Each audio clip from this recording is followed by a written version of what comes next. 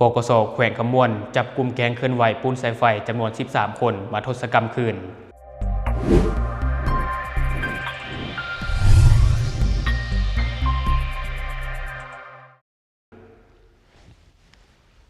สบายดีท่านผู้ชมยินดีต้อนรับเข้าสู่รายการช็อคเดอะนิวและข่าวที่ข้าพเจ้าอยากจะนำเสนอในวันนี้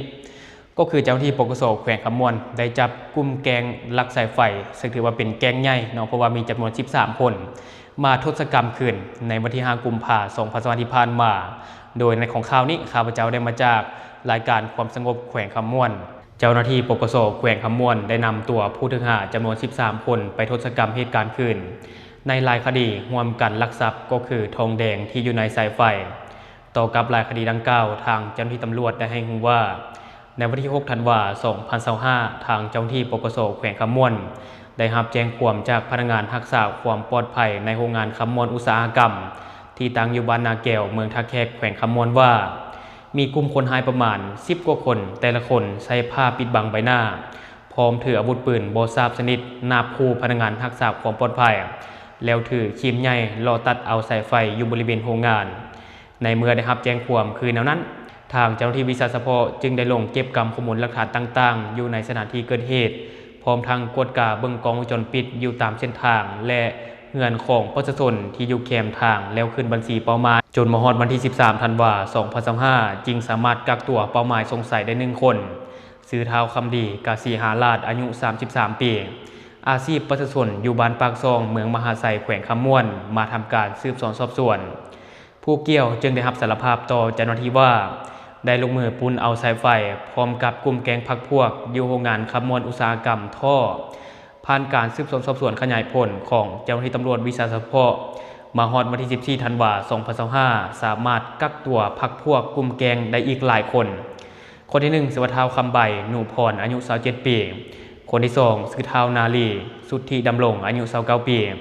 คนที่3ชื่อท้าวเลิงหนูพรอายุ 28 ปีทั้ง3คนเป็นประชาชนอยู่บ้านตลากเมืองยมราชแขวงคำม่วนและนอกจากนั้นก็ยังมีท้าวพิมพ์สอนสินทวงศ์อายุ 33 ปีเป็นประชาชนอยู่บ้านคำบุญและต่อมาก็จะเป็นท้าวจ้อยพุทธวงศ์อายุ 23 ปีประชาชนอยู่บ้านนาไกเคียและต่อมาท้าวบุญเพ่งจันทวงศ์อายุ 29 ปีประชาชนอยู่บ้านจอมเพชรและต่อมาท้าวสีวาแก้วดวงบุตรดีอายุ 33 ปีประชาชนอยู่บ้านโพนสนามและต่อมาท้าวขวัญใจกาภูคำอายุ 31 ปีประชาชนอยู่บ้านสันติสุขเมืองท่าแขกแขวงคำม่วน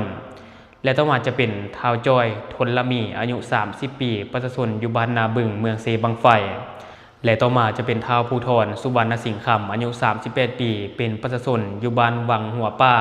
เมืองหินปูนแขวงคำม่วนและคนสุดท้ายชื่อท้าวกระปูเขียนวิไลอายุ 30 ปีเป็นประชาชนอยู่บ้านเวิร์นเมืองไซบุรีแขวงสวรรณเขตซึ่งเจ้าหน้าที่ก็ได้ทำการสืบสวนสอบสวนและพวกผู้เกี่ยวก็ได้ให้การรับสารภาพต่อกับเจ้าหน้าที่ว่า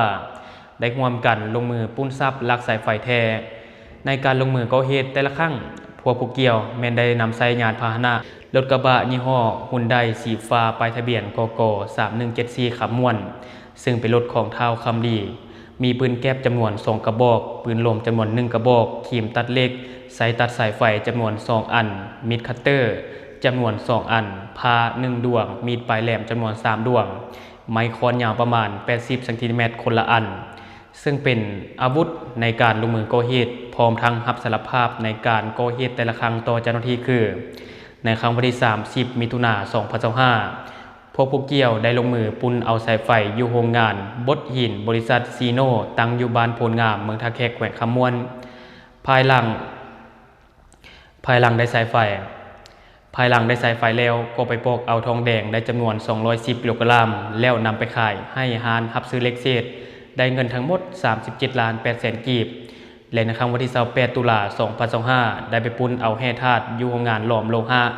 ลาวลิเซิ่งจำกัดผู้เดียวตั้งอยู่บ้านทงขามเมืองโบราพาแขวงคำม่วนพบผู้เกี่ยวไม่ได้ใช้ปืนแก๊ปยิงคู่1 นัดแล้วได้จับเอากรรมกรคนจีน1 คนและกรรมกรคนลาว1 คนมัดมือควายหลังไว้แล้วได้พากันไปซอกค้นเหล็กทองแดงในแสงไฟแต่บ่ได้วัตถุจึงได้พากันเอาตัวหลบหนีไปตกวันที่ 2 ธันวาคม 2025พวกผู้เกี่ยวได้ร่วมกันไปปุ้นเอาสายไฟบริษัท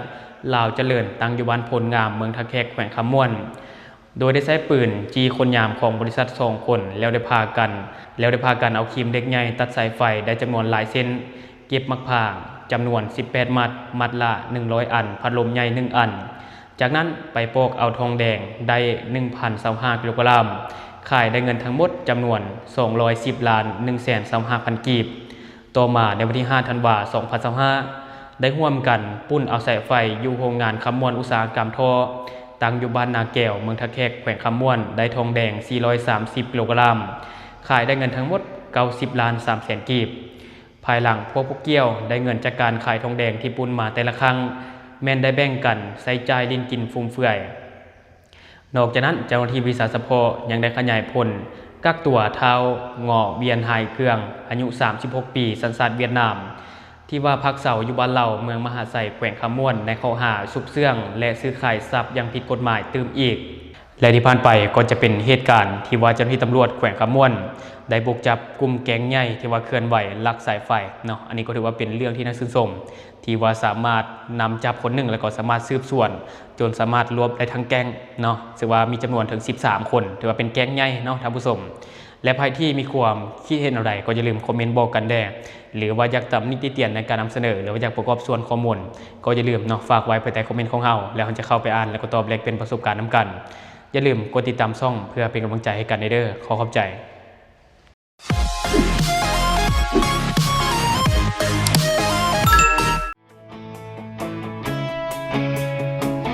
ข่าวสารที่หลากหลายวิเคราะห์ตรงประเด็นอัปเดตใหม่ทุกวันเช้าสายกลางวันเย็นก่าวติดทุกเหตุการณ์นำเสนอให้ทุกท่านได้เห็นโปรดกดติดตามไว้ช่อง Talk the News Talk the News Talk the News Talk the News Talk the News นำเสนอโดยคนลาวเจ้าข่าวจากกรุงไหนลงคลิปก่อนใครเสิร์ฟสิ่งใหม่ๆให้เสมอแหล่งข่าวเชื่อถือได้เปิดมา